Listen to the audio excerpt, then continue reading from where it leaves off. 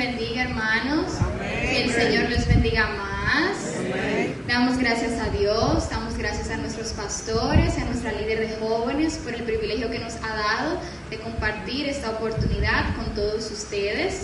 Es más que un privilegio que estemos aquí a pesar de la lluvia, a pesar del frío, a pesar de todas las cosas que están aconteciendo. Es un privilegio que usted y yo estemos en esta noche aquí adorando y glorificando el nombre de nuestro Dios. Amén. Vamos rápidamente a pasar a la palabra. Todo el que tenga una Biblia puede buscar Juan 19:28. Juan 19:28. Cuando lo tengan me responden con un amén.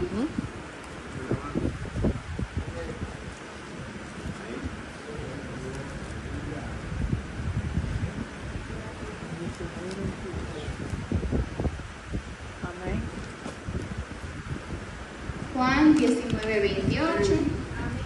Amén. Amén. Juan 19:28. Leemos la palabra de Dios bajo la autoridad del Padre, del Hijo y del Espíritu Santo. Amén. Después de esto, sabiendo Jesús que ya todo estaba consumado, dijo para que la escritura se cumpliese: tengo sed. Y estaba allí una vasija llena de vinagre. Entonces ellos empaparon en vinagre una esponja y poniéndola en un hisopo se la acercaron a la boca. Amén y amén. Gracias, Señor, te damos por esta palabra. Ellas son santas, son benditas, son nuevas cada mañana. Mira, Señor, que nosotros solo somos simples vasijas, que no tenemos nada para ofrecer, pero usted sí tiene, Señor, una palabra que darle a tu pueblo. Que sea usted glorificándose, Señor, en esta noche. Toda la gloria, Señor, y toda la honra es tuya, en el nombre de Jesús. Amén y amén. Pueden tomar asiento. Bueno, hermanos, hemos estado tratando, empezando el martes, estos días, un tema sumamente importante, un tema que siempre será bueno recordar y volver a tratar, que son las 7 palabras de Jesús en la cruz. 7 frases más bien que Jesús dijo antes de morir. Y algo que a mí me sorprende mucho de estas palabras es más que nada la diferencia de escenario en donde se dan. Porque a diferencia de los otros sermones y las otras veces que vemos a Jesús hablando en la palabra, aquí no estamos en un monte, aquí no estamos a la orilla del mar, aquí no estamos en un hogar. Aquí estamos hablando de que Jesús, nuestro Salvador, estaba literalmente colgado en un madero, que Jesús estaba siendo torturado, que Jesús le estaba costando respirar, que tenía clavos desgarrando su piel, que estaba literalmente muriendo, y aún así Jesús estaba hablando. Aún así, a pesar de esta situación tan extrema, a pocas horas de morir, Jesús nos estaba hablando. Y digo nos porque en ese momento quizás las personas que estaban escuchando eran los que estaban ahí, sus amigos, sus familiares, los que lo estaban crucificando, todo el pueblo. Pero aún así, gracias a que estas palabras están plasmadas en las Escrituras, 2000 años después, un jueves a las 8 de la noche, aún nosotros seguimos hablando de esas palabras. Aún seguimos meditando en esas palabras que Jesús estaba diciendo. Y la primera que vamos a ver esta noche, es aquí donde leímos, es quizás una de las más cortas, que es cuando Jesús dijo: tengo sed. Esta se conoce como una palabra de angustia o de socorro.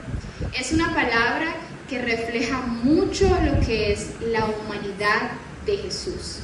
Esta palabra desmiente esta corriente de pensamiento que hay, que Jesús dice que Jesús soportó todo, que Jesús aguantó todo lo que le pasó porque Él era hijo de Dios, porque Él era Dios, porque tenía una naturaleza divina, cuando claramente la palabra nos dice una y otra vez y nos enseña que no era así, que Jesús no soportó todo eso porque Jesús era hijo de Dios. Es totalmente falso. Existe algo que se llama la unión hipostática, que está estaba leyendo sobre esto y me pareció muy interesante.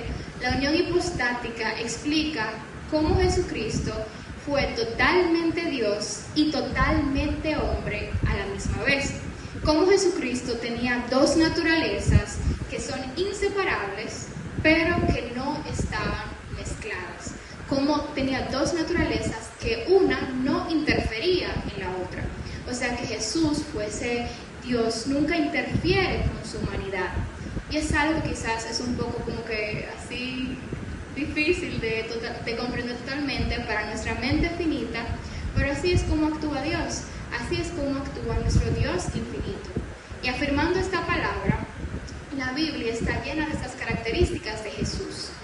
Nos dice que Jesús tuvo hambre, que Jesús se cansó, que Jesús sufrió tristezas, que Jesús lloró y en esta ocasión que Jesús tuvo sed. Y aquí hay dos maneras de interpretar esta palabra. Tenemos la primera, que es la sed fisiológica, que es innegable, porque después de todo este esfuerzo y de este proceso tan largo, es normal que Jesús estuviese pasando por una deshidratación inmensa. Uno cuando camina 2 o 3 pasos ya está que se está muriendo, que no aguanta. Imagínese Jesús en ese momento lo que estaba experimentando. Estaba poniendo a prueba totalmente esa condición humana, porque lo estaban literalmente crucificando. Y algo que también Jesús, aún así, aunque era la crucifixión de Jesús, no estaba como tornando todas las cosas a Él. Él no estaba siendo el centro de atención.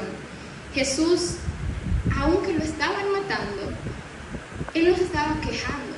Él estaba perdonando al que está al lado. Él estaba dándole palabra de aliento a los demás. Jesús estaba siendo Jesús, poniendo como en su más grande esplendor esa parte tan humilde que lo caracterizaba. Pero llega este punto tan fuerte, llega este punto donde la obra estaba casi terminada, donde ya faltaba poco y Él reconoce sus sentimientos. Jesús exclama esta palabra y dice: tengo sed. Y ni siquiera fue con altivez, ni siquiera fue con autoridad, aunque Jesús tenía autoridad, ni siquiera fue mandando a que le dieran agua, a que le buscaran, porque Él sí. No, Jesús lo dijo en un suspiro de angustia, cuando su cuerpo humano ya no estaba soportando lo que estaba pasando. Él dijo: tengo sed. Y dice la Biblia que luego de esto, habiendo una vasija de vinagre, empaparon una esponja y en un hisopo se la acercaron a la boca. Y yo me estaba preguntando, ¿por qué vinagre? ¿Por qué no agua? ¿Por qué vinagre? Y estuve leyendo que en ese tiempo existía lo que era la posca, que era una mezcla de vinagre y agua, y era lo que los soldados romanos utilizaban para hidratarse, y también por el vinagre que tenía, o que hacía que se enfermaran menos de infecciones del estómago y muchas otras cosas más. Entonces era probable que esos soldados romanos que estaban ahí tuviesen posca, tuvieran este vinagre, y por esto se lo hayan dado de beber a Jesús. Pero aparte de eso, como Dios es un Dios tan perfecto, dice la Biblia que esto fue para que se cumpliese la palabra escrita en Salmos 69:21. Si leemos aquí, vemos como el salmista, como David, dice: me pusieron además y él por comida, y en mi sed me dieron de beber vinagre. Se dice que este salmo tiene una dimensión profética, porque David con su propio sufrimiento estaba anticipando también el sufrimiento de Cristo. Y esto es de alguna manera también recordándonos a todos que el sufrimiento de los justos tiene un propósito en el plan de Dios. Como Cristo podemos encontrar esa redención en medio de nuestras aflicciones, sabiendo que nuestras pruebas no son en vano, sino que son parte de un plan divino mayor. Ahora también, eso fue la sed fisiológica, la sed humana. También tenemos otra parte, y es que esta palabra de tengo sed es interpretada como una sed espiritual. Transportándonos a ese momento, Jesús estaba cargando con todos los pecados de la humanidad. Los pecados de usted, los pecados míos, los de nuestras generaciones, los que hicimos, los que nos faltan por hacer, todos los pecados. Y vimos el martes que una de mis palabras, como de mis frases favoritas, en donde dice, Dios mío, ¿por qué me has abandonado? Estuvimos meditando en esa palabra y hablamos de que lo inmundo y lo pecaminoso no puede tocar la gloria. Lo inmundo y lo pecaminoso no puede tocar la pureza de Dios. Y nos habla de que aunque Jesús es Hijo de Dios, aunque Jesús es Dios, en ese momento específico Jesús estaba cargando con todos nuestros pecados. Y no decimos esto porque suena bonito, que Jesús nos redimió, que cargó nuestros pecados, era porque literalmente, espiritualmente, Él estaba cargando con nuestros pecados. Y eso de alguna manera pone una barrera entre sentir al Padre y no. Imagínese usted y yo, cuando hacemos algo que sabemos que no le agrada a Dios, cuando pecamos, cuando cometemos cualquier cosa que no está bajo la voluntad de Dios, nos sentimos tan mal, nos sentimos sucios, nos sentimos como tan tristes, nos sentimos como con esa separación entre el Padre y nosotros. Entonces, imagínense en ese momento a Jesús, lo horrible que se debió de estar sintiendo, ese vacío tan desgarrador que Él tenía en su interior, esa lejanía que Él estaba experimentando entre Dios y Él. Y es por eso que también se dice que esta sed era una sed espiritual. Es una sed que nosotros, como les estaba comentando, hemos experimentado, porque Dios nos creó con esa necesidad de ser saciados por Él. La Biblia nos dice en Juan 4, cuando nos transporta a la parábola de Jesús con la samaritana, en donde estaba en un pozo y le dice Jesús a ella, dame de beber. Y ella le dice, ¿por qué tú me pides a mí que yo te dé de beber si tú eres judío y yo soy samaritana? Y los judíos y los samaritanos no se llevan bien. Y Jesús dice, si tú supieras quién te está pidiendo de beber, mejor tú me pedirías a mí que yo te dé de beber. Porque Él dice, cualquiera que bebiere de esta agua volverá a tener sed, o sea, el agua del pozo. Mas el que bebiere del agua que yo le daré no tendrá sed jamás, sino que el agua que yo le daré será en él una fuente de agua que salte para vida eterna. Jesús se refería a esta sed espiritual que sentimos cuando nos alejamos de Dios, cuando el pecado más bien nos aleja de Dios. Y a veces intentamos saciar esta sed con miles de cosas, con trabajo, con familia, con hijos, con esposos, con novios, con dinero, con lujos, con tantas cosas que pensamos que humanamente nos van a saciar, que pensamos que, yo me siento así porque yo necesito esto, yo me siento tan mal, pero con esto se me arregla. Cuando realmente no, solamente Dios puede llenar ese vacío de nuestros corazones, porque buscando esa saciedad en las cosas del mundo, lo que terminamos es más drenados, y a veces nos damos cuenta un poquito tarde, pero es bueno recordar esto, que Dios es el único que puede saciarnos realmente y plenamente, es el único que tiene esta agua que es para vida eterna. Y Jesús estaba a punto de completar la obra cuando Él sintió, cuando Él dijo que tenía sed. O sea, ya faltaba poquito para terminar todo. Estaba a punto de volver a tener esa comunión íntima con el Padre, estaba a punto de vencer ese pecado, de vencer esa muerte. Pero nosotros seguimos aquí y debemos recordar que nuestra fuente inagotable de agua viva es Dios, y que nada nunca podrá saciarnos, que Dios fue quien mandó a morir a su Hijo, Dios fue quien mandó a que Él pasase por tantas cosas, que cargase por todos nuestros pecados, porque Dios nos ama, lo ama a usted y me ama a mí. Y además de esto, hay cosas que tenemos en nuestros corazones que quizás nos alejan de Él.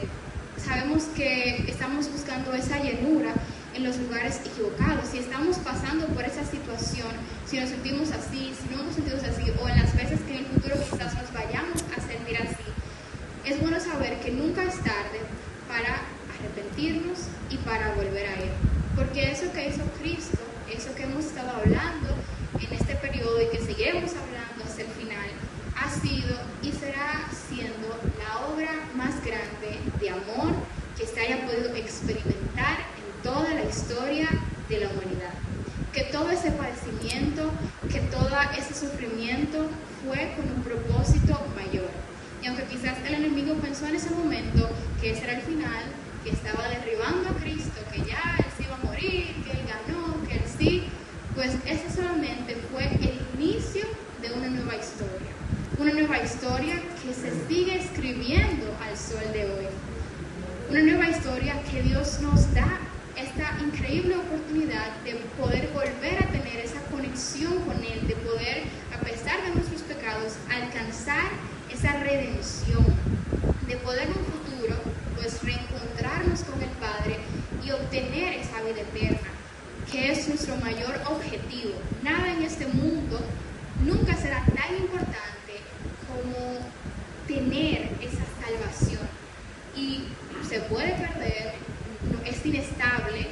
En el mundo pasaremos aflicciones, pasaremos tribulaciones, pasaremos situaciones que quizás nos alejarán de Dios, pero Él nos recuerda con ese sacrificio, Él nos recuerda que Él está ahí para cada uno de nosotros, que cuando tengamos sed, Él nos da agua de vida eterna, que cuando estemos afligidos, Él nos permite depositar nuestras cargas en Él y que podemos descansar en Él. Y eso solamente lo hace nuestro Dios, un Dios de amor, un Dios de misericordia, un Dios de bondad, un Dios vivo y un Dios real, que aunque pasó por tantas cosas tan catastróficas, todo fue parte de ese plan redentor y de ese plan mayor. Pero para seguir meditando en estas palabras y ver la conclusión de estas 7 palabras, ahora vamos a dejar a nuestro hermano Christopher, quien va a continuar con las